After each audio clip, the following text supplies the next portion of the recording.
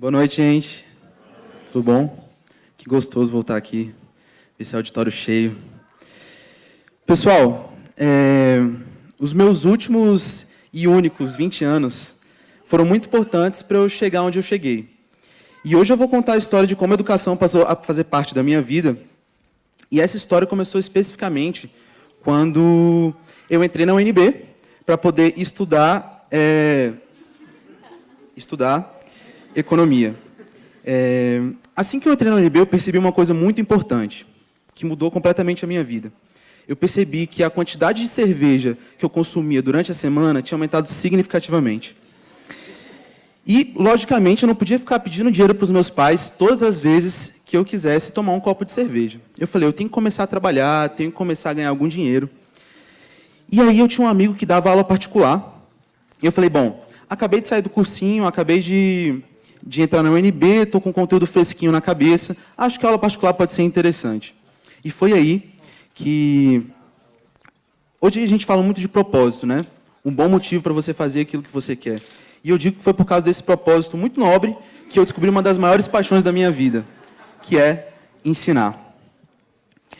Eu comecei assim, sem nenhuma pretensão muito séria, mas eu tinha uma única premissa.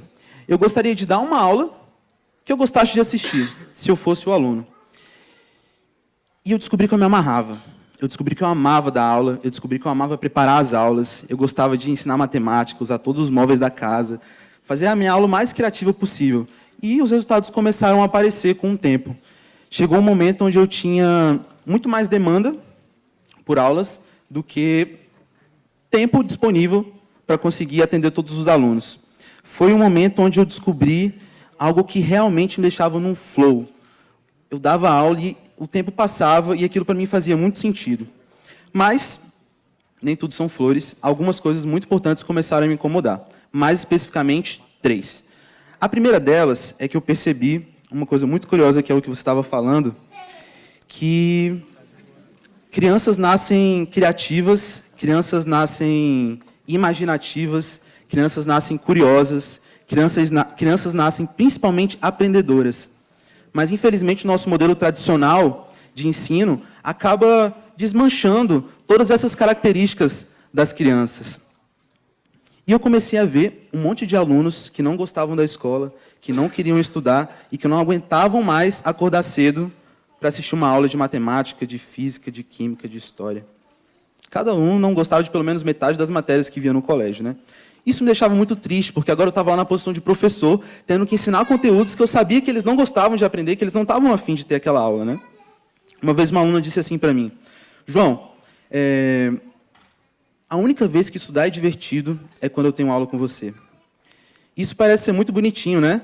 Mas eu não queria que meu papel fosse esse, de tornar um momento que ela não gosta legal. Eu queria muito mais do que isso. Eu queria que ela descobrisse que aprender pode ser muito divertido, mas, infelizmente, a escola se tornou um lugar para estudantes e não para aprendedores.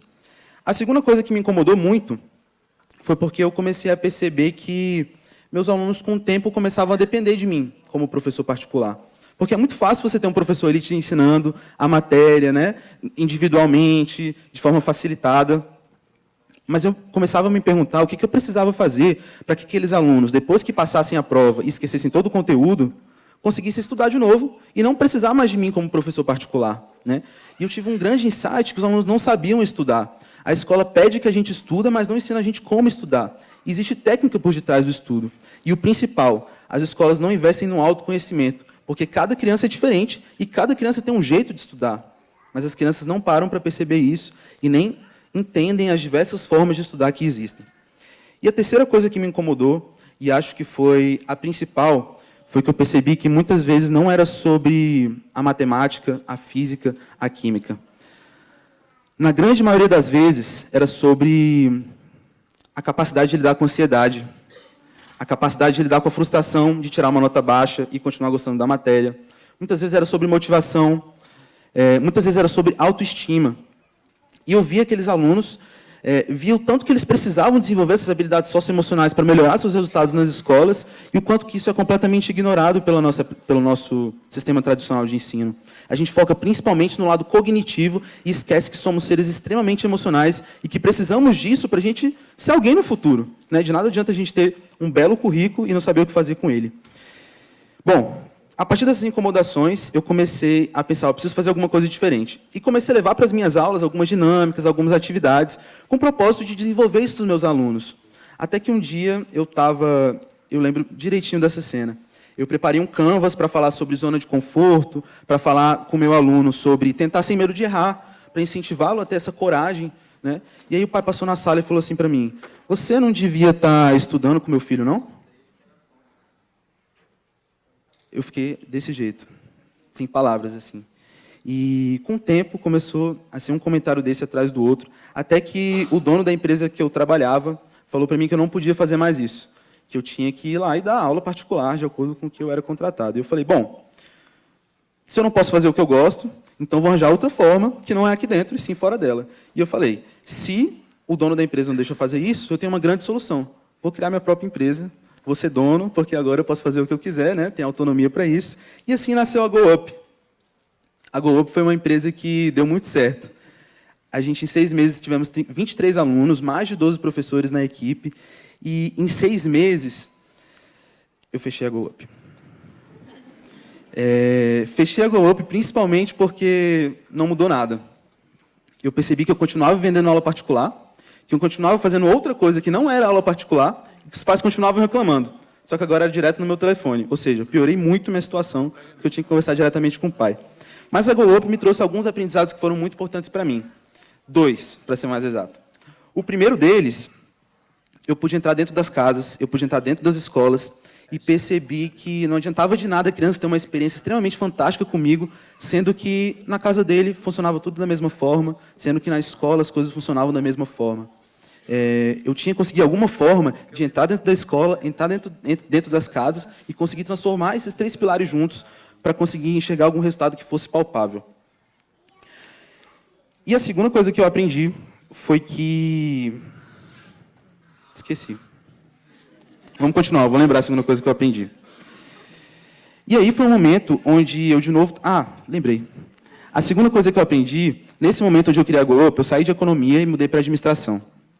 Eu comecei a perceber que as habilidades que eu precisava, não só como pessoa, nos meus relacionamentos, dentro da minha família, mas principalmente como profissional, como líder, como alguém que lida com os clientes, eu não tinha aprendido nem na escola e muito menos na faculdade. E quando eu falo dessas habilidades, eu estou falando de comunicação, eu estou falando de empatia, eu estou falando de resiliência, estou falando de inteligência emocional. E tudo isso estava me incomodando muito. Então, juntou esse momento de várias incomodações e juntou um momento onde eu comecei a descobrir muitas escolas que, ao contrário da maioria, é válido dizer que existem escolas que estão fazendo diferente pelo Brasil, e não são poucas. Eu descobri essas escolas e isso me encantou. E eu vi que estava na hora de eu começar a fazer diferente também. Foi aí que eu fechei a GoUp e falei, vou criar um projeto onde eu possa desenvolver essas habilidades que eu quero desenvolver de uma forma que seja criativa, de uma forma que seja interessante, de uma forma que seja engajadora. E aí uma coisa muito interessante que aconteceu foi porque eu desenhei um projeto, né, desenhei um escopo de um projeto, e comecei a levar para alguns designers. Falei, vou criar uma marca, porque quando eu tiver uma marca, eu vou ter que ter uma empresa e as coisas vão dar certo. Levei para um designer, não deu certo. Levei para o segundo, não deu certo. Levei para o terceiro, não deu certo. No quarto designer que eu estava levando, eu lembro que eu estava num café assim, ele ouviu o briefing, passei tudo para ele direitinho, ele pegou, a gente fechou direitinho. Eu estava levantando da reunião com ele, aí o moço me chamou. Bom, você pode me contar melhor sobre o seu projeto? Eu sentei na frente dele e foi meu primeiro pitch. Foi quando eu tive que apresentar meu projeto como se ele existisse, como se ele fosse verdade, muito mais do que apenas uma folha de papel com um projeto, né? E muito tempo depois eu descobri que esse cara era CEO de uma escola livre, que foi uma das minhas grandes inspirações para poder criar o meu projeto, que é a Canve. A Canve nasceu há 2 anos atrás para ser uma escola livre, uma escola de iniciativas criativas, um espaço de experimentação. Eu queria poder experimentar todas aquelas loucuras que estavam vindo na minha cabeça e que eu não tinha tido espaço até hoje para começar a fazer. E aí a Canve foi muito bacana, assim, eu pude aprender muito, a gente fez diversos projetos por Brasília, tanto para alunos quanto para professores, na rede pública. Foi uma fase de grandes aprendizados para mim. eu pude aprender muito como gestor de uma empresa, eu pude aprender muito como líder de uma equipe e fazer as pessoas acreditarem no seu sonho, porque trabalhar com inovação é muitas vezes você escutar o dono de uma escola falando que não quer nada disso lá dentro, que o negócio dele é conteúdo, e conseguir manter as pessoas motivadas. Eu aprendi muito como educador, tive várias experiências como educador e pude mudar completamente a minha visão sobre educação, mas, principalmente, eu aprendi como João. Eu acho que o João foi o que mais foi beneficiado por esses 2 anos de Canve.